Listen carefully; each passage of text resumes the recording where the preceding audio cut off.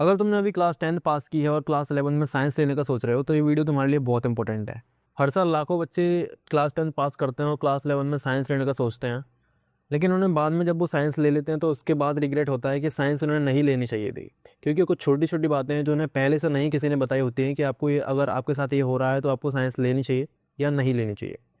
तो इस वीडियो के अंदर मैं आपको सिर्फ मेन 4 पॉइंट्स के अंदर आपको समझाऊँ कि आप साइंस क्यों लें और साइंस कैसे लेनी चाहिए, करियर फील्ड्स क्या हैं, अपॉर्चुनिटीज़ क्या हैं, 3 कॉमन मिस्टेक्स क्या हैं जो मैक्सिमम बच्चे करते हैं साइंस लेने से पहले, और क्या साइंस सच में उतनी हार्ड है जितना अपन को लगता है, इतना लोग कहते हैं कि साइंस बहुत हार्ड है।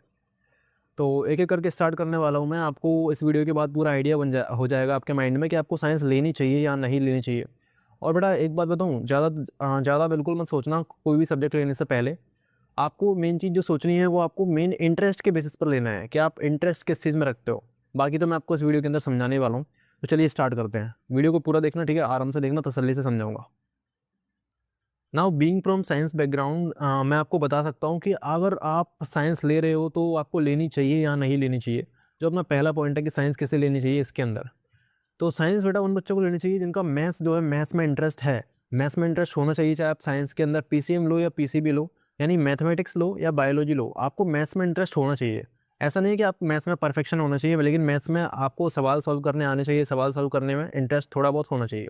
क्योंकि अगर आप बायोलॉजी भी लोगे तो उसके अंदर भी आपको फिजिक्स, जो आपकी फिजिक्स होती है और केमिस्ट्री होती है, जिनके अंदर न्यूमेरिकल्स आपको सॉल्व करने पड़ेंगे, और नॉन न्यूमेरिकल्स के बिना कुछ होने नहीं वाला।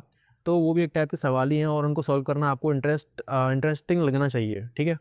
और दूसरी बात है कि अगर आपको मैथ्स में बिल्कुल भी इंटरेस्ट नहीं है लेकिन आपको बायो में बहुत ज़्यादा इंटरेस्ट है, बायोलॉजी आपको बहुत ज़्यादा पसंद है, फिर भी आप एक टाइप से साइंस ले सकते हो।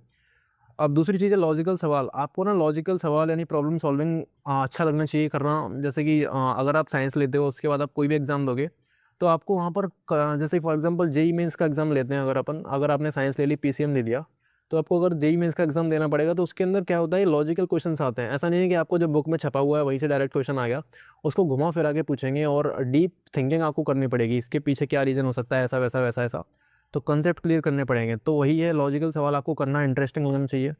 तीसरी बात है, उन बच्चों को साइंस ज़रूर लेनी चाहिए जिनको टेक्नोलॉजी लाइक कोई चीज़ कैसे बनती है, इलेक्ट्रॉनिक्स कैसे काम करते हैं, एरोस्पेस वगैरह वगैरह, एरोप्लेन्स कैसे उड़ते हैं, साइंटिफिक कंसेप्ट्स के बारे में इंटरेस्ट होना चाहिए। तो वो बच्चे साइंस ले सकते हैं, उनको साइंस लेनी ही चाहिए, ठीक है।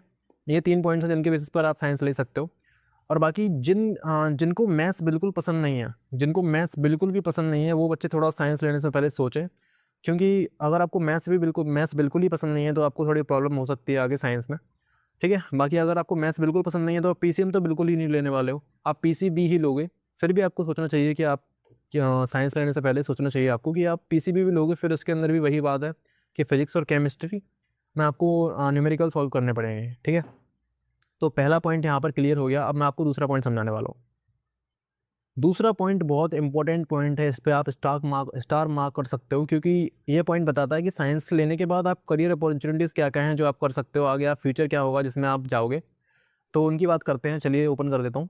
तो साइंस लेने के बाद साइंस ना मेनली आप 2 टाइप से ले सकते हो, जैसा मैंने पहले ही बताया।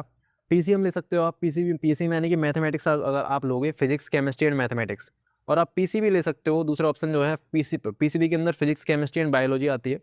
और एक ऑप्शन और अवेलेबल होता है कि आप एडिशनल में ले सकते हो, लाइक आपने पीसीएम लिया तो आप एडिशनल में बायोलॉजी ले सकते हो, यानी कि आप पीसीएम पढ़ोगे मेन सब्जेक्ट की तरह और बायोलॉजी भी आपके सब्जेक्ट्स में होगा, यानी कि अल्टरनेटिव सब्जेक्ट आप बायोलॉजी भी पढ़ोगे।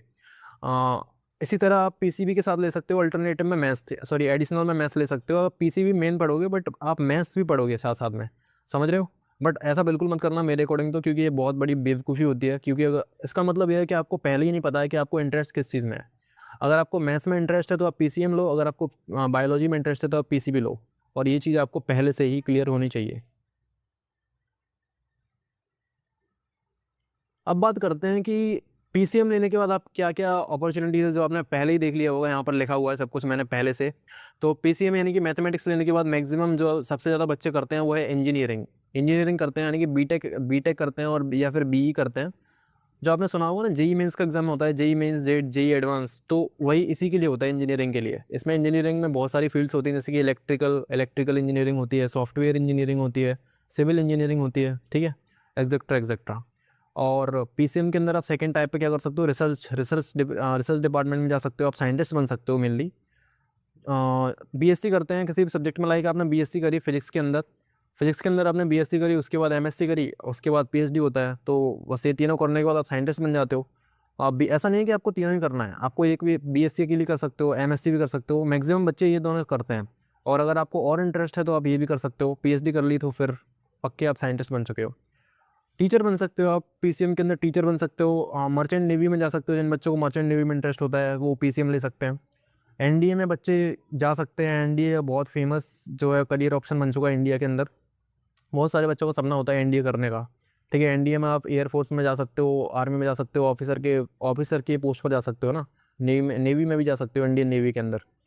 एरो साइंस यानी कि एरोप्लेन डिज़ाइनिंग वगैरह कैसे काम करता है एरोप्लेन वगैरह, एरोस्पेस इंजीनियरिंग, और जो अपना अंतरिक्ष का होता है ना, स्पेस का, अंतरिक्ष के लिए जो स्पेस क्राफ्ट वगैरह डिज़ाइन होते हैं नासा वगैरह के अंदर काम करना, तो वो आप पीसीएम से कर सकते हो। एआई डेवलपमेंट, वेब या डेटा साइंस में जा सकते हो आप।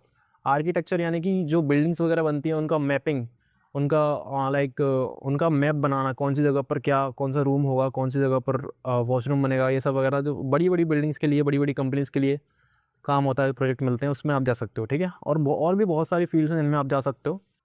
अब बात करते हैं आप पीसीबी की बात क्या कर सकते हो। तो पीसीबी का तो मेनली मेडिकल फील्ड में जा सकते हो आप। मतलब नीट करके ही आप डॉक्टर बनोगे, मेडिकल फील्ड में जाओगे, एमबीबीएस वगैरह जो भी करोगे आगे।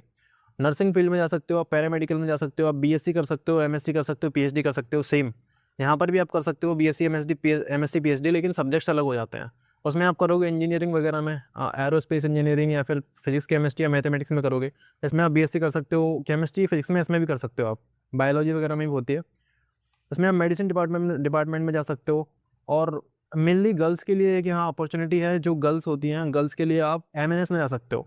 एमएनएस का फुल फॉर्म होता है मिलिट्री नर्सिंग सर्विस, यानी कि जो मिलिट्री होती है इंडियन मिलिट्री, उसके अंदर आप नर्सिंग सर्विस में जा सकते हो, नर्स बन सकते हो। वो भी एक टाइप का ऑफिसर पोस्ट है जिसमें अच्छी खासी सैलरी होती है ना, गर्ल्स के लिए ओनली। और इसके अलावा भी बहुत सारी पोस्ट हैं जो आप कर सकते हो। तो ये मेनली अपॉर्चुनिटीज़ हैं जो आप साइंस एज आ स्ट्रीम देने के बाद, 12th के बाद आप करने वाले हो, ठीक है, देख लीजिए। अब बात करते हैं उन मिस्टेक्स की जो मैक्सिमम बच्चे साइंस लेने से पहले करते हैं। 3 ऐसी मिस्टेक हैं जो आपको बिल्कुल भी नहीं करनी है, जो मैं आपको अभी बता देता हूँ, ठीक है। तो पहली जो सबसे बड़ी मिस्टेक्स हैं इंडियन फैमिलीज़ के अंदर वो ये है, फैमिली प्रेशर में या फिर फ्रेंड्स प्रेशर में, जो लाइक फैमिली ने बोल दिया कि इसमें बेटा साइंस लेना है, आगे जाके तुम्हें डॉक्टर बनना है तो पीसीबी ले लो। आपको इंटरेस्ट नहीं है पीसीबी के अंदर, बायोलॉजी आपको पसंद नहीं है, फिर भी फैमिली ने कहा, फैमिली प्रेशर में आके आपने पीसीबी ले लिया, या फिर आपने पीसीएम ले लिया सिमिलरली ऐसा कुछ करके, या फिर आपके फ्रेंड्स ले रहे हैं पीसीएम ले रहे हैं, लाइक राहुल तो पीसीएम ले रहा है या पीसीबी ले रहा है, जो भी, मैं क्यों कॉमर्स लूँ, अलग हो जाएंगे हम दोनों, तो मैं भी पीसीबी या पीसीएम ले लेता हूँ। तो ऐसा नहीं करना है आपको, ठीक है। फैमिली या फिर फ्रेंड्स के प्रेशर में आके नहीं लेना है, ठीक है। दूसरी जो मिस्टेक है जो बच्चे करते हैं वो है क्लास 10th को क्लास 11th और 12th के इक्वल समझना।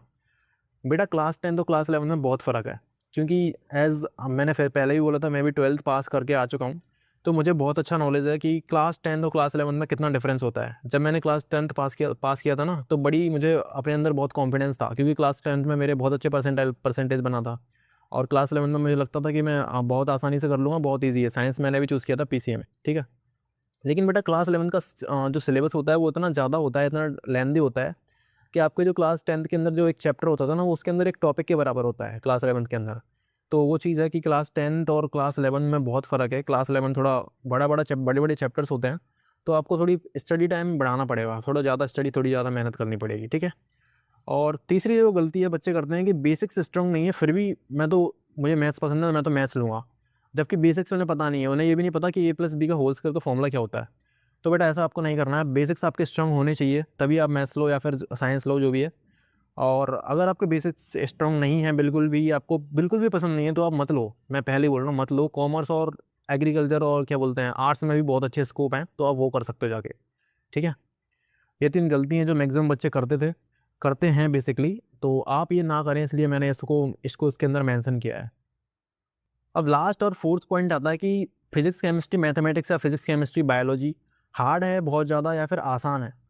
तो बेटा ये चीज़ ना, देखो क्या लिखा हुआ है, टोटली डिपेंड्स ऑन यू।